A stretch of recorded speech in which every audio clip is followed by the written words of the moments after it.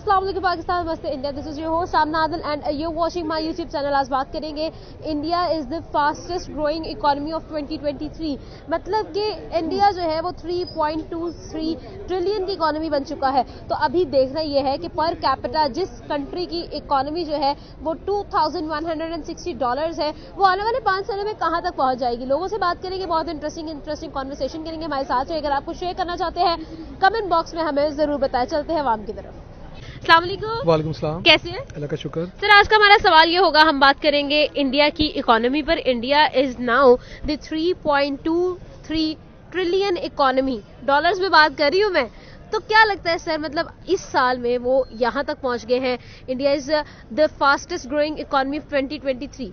क्या कहना चाहिए? तो आपको पता ही है कि इंडिया हमेशा से ही तरक्की की तरफ सोचते हैं, वो आगे का सोचते हैं, वो बिल्कुल उसी वक्त का या पुराने वक्त का नहीं सोचते। तो अभी आपने बताया कि इंडिया इस टाइम यानी कि 3 ट्रिलियन से अब उनकी इकोनॉमी जा चुकी है। तो इसकी मेन रीजन ये है कि उन्होंने मुश्किल तरीन फैसले किए हैं अपने मुश्किल तरीन टाइम में। आज देखिए कि इंडिया इस लेवल पे पहुंच गया कि दुनिया की आई थिंक 5वीं या चौथी इकोनॉमी इस टाइम इंडिया बन चुका हुआ है। तो जहाँ तक मुझे याद है कि इस टाइम यानी कि इंडिया को यानी कि पकड़ना और इंडिया को यानी कि किसी भी मुल्क के लिए बड़ा मुश्किल हो गया, क्योंकि दुनिया के बड़े बड़े जो इन्वेस्टर हैं वो इस टाइम इंडिया में इन्वेस्ट कर रहे हैं। लास्ट टाइम अभी न्यूज़ पढ़ रहा था, आई थिंक मर्सिडीज की कंपनी है, पता नहीं कितने ट्रिलियन की या कितने मिलियंस की, वो इंडिया में इन्वेस्टमेंट करने जा रहे हैं। तो इसकी मेन रीज़न क्या है? इसकी मेन रीज़न ये है इंडिया के पोलिटिकल सिस्टम जो कि बहुत ज़्यादा स्टेबल है। वो वहाँ पर जो अवाम है वहाँ पर उनकी जॉब्स अपॉर्चुनिटी बहुत मिल रही है। अभी देखें ना, पाकिस्तान की 63% जो अवाम है वो यंग है, यानी कि यंग जनरेशन है, लेकिन उनको अपॉर्चुनिटीज नहीं मिली, जिसकी वजह से वो फेल होके बैठे हुए हैं। जबकि इंडिया की जो यानी कि जो न्यू जनरेशन है उनकी भी पाकिस्तान वाली सिचुएशन है,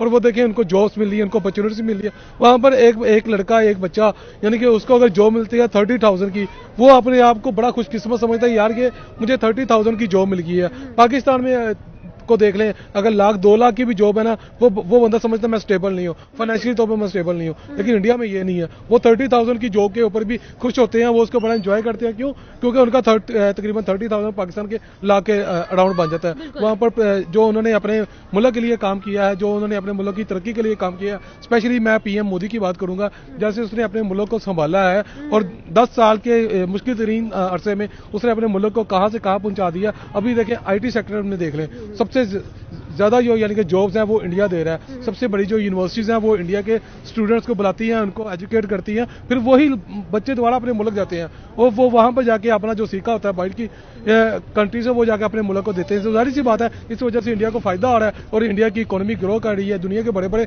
इन्वेस्टर इंडिया में इन्वेस्ट कर रहे हैं। अभी रिसेंटली आपने न्यूज सुनी होगी लक्षद्वीप की, वहां पर भी देख रहे हैं लक्षद्वीप के, वो PM मोदी ने उसको काफी ज्यादा प्रमोट किया है। उसके ऊपर मालदीव ने काफी ज्यादा उसको ट्रोल किया था। बट अब जितना भी इंडिया का इन्वेस्टर्स है या उसका टूरिज्म है, टूरिस्ट है, वो सारा अट्रैक्ट इधर हो लक्षद्वीप की तरफ से। उनके हम अपने मुल्क को फायदा दें, हम क्यों जाके मालदीव जाएं, वहां पर जाके अपना पैसा इन्वेस्ट करें। इससे बेहतर है कि हम इंडिया में लक्षद्वीप जाते हैं, वहां पर जाके इसको इस लेवल पे बनाते हैं कि मालदीव वाले भी को भी समझ आ जाए कि लो जी इंडिया वाले यहाँ पर आने वाले नहीं है। और बड़ी बड़ी कंट्रीज के भी लोग अब इंडिया में ट्रैवल कर रहे हैं। आपको पता ही है कि इस टाइम इंडिया जो है वो ट्रैवलिंग का हब भी है। बड़े बड़ी यानी कि दुनिया के जो ट्रैवलर्स हैं, जो लोग हैं, वो इंडिया में ट्रैवल करते हैं, वहां पर जाते हैं, वहां पर अपना पैसा इन्वेस्ट करते हैं। सिर्फ क्या है कि उनको यानी कि इंडिया में काफी ज्यादा यानी कि चीजें देखने को मिलती हैं। तो इंडिया को इस चीज का भी बड़ा फायदा हो रहा है। आपको क्या लगता है सर कि अगर इंडिया इसी स्पीड के साथ, हमने देखा कि 2023 में India was not unbeatable bye anyone, तो आपके ख्याल में कमिंग 5 इयर्स में इंडिया कहां जाने वाला है? इंडिया मुझे लगता है टॉप 2 में चला जाएगा। बिलीव करें, इंडिया जैसे जा रहा है टॉप 2 में। इस time I think America, Russia, China है, यानी कि टॉप 3 में है।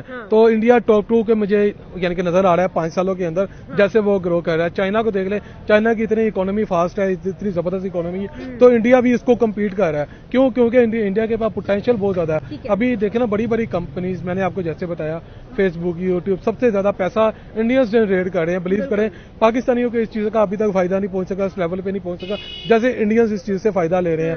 सबसे ज्यादा यानी कि वो पैसा कमा रहे हैं कहां से?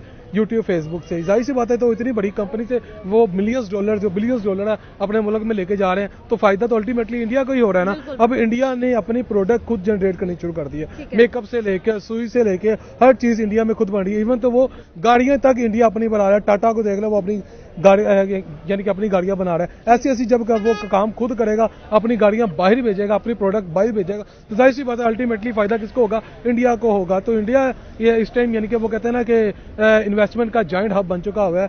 और आपको एक मजे की बात बताऊं कि जो इंडिया की लेबर है ना, वो दुनिया की सस्ती तरीन लेबर पड़ती है इन बड़ी बड़ी मल्टीनेशनल कंपनीज को, इसलिए वो इंडिया में इन्वेस्ट करते हैं। अभी यानी कि पीएम मोदी ने रिसेंटली भी कुछ कंपनी के साथ में डील की थी, मैं पढ़ रहा था, मुझे याद नहीं, वो भी यानी कि इंडिया में इन्वेस्ट कर रही है। अमेरिकन कंपनी है, तो वो जाहिर सी बात है बिलियंस डॉलर का वो भी प्रोजेक्ट लेके कहाँ पे जा रहे हैं? इंडिया में जा रहे हैं। मतलब अभी ये कंपनी जब इंडिया में जाएंगी, इंडिया को फायदा तो होगा ना, तो इंडिया तरक्की भी करेगा, ग्रो भी करेगा। बिल्कुल ऐसा ही है।